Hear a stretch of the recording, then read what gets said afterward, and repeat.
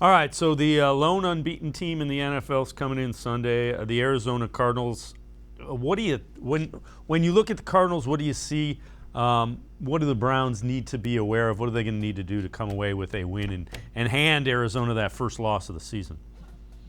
Yeah, I mean, I'm going to need to study the Cardinals more, but I know that Kyler Murray makes a bunch of plays with his arm and his legs.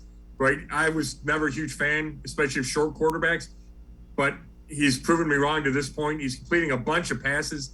Going to the last week, he was first in the league in completion percentage. DeAndre Hopkins is obviously a big-time receiver. A.J. Green, it kind of resurrected his career after disappearing in Cincinnati for the last few years. Then on the D-line, they have Chandler Jones, who had that huge first game. They have J.J. Watt, right, who the Browns pursued in free agency before he chose Arizona. So they're a formidable team.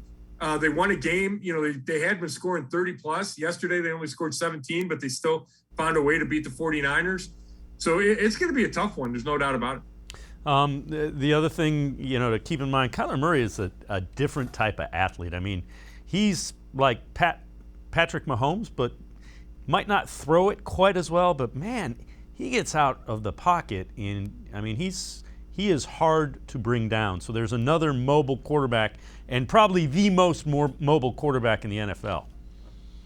Yeah, it's like playing Lamar Jackson a little bit, right? With that kind of, I don't think they run him as much as the Ravens run Lamar. I mean, they run a bunch of designed runs for him. Feels like Murray's or more off scramble. I mean, like I said, I need to go watch more to confirm that, but that's what it's felt like when they played him in the past. That he wants to throw, but then he'll run when he needs to.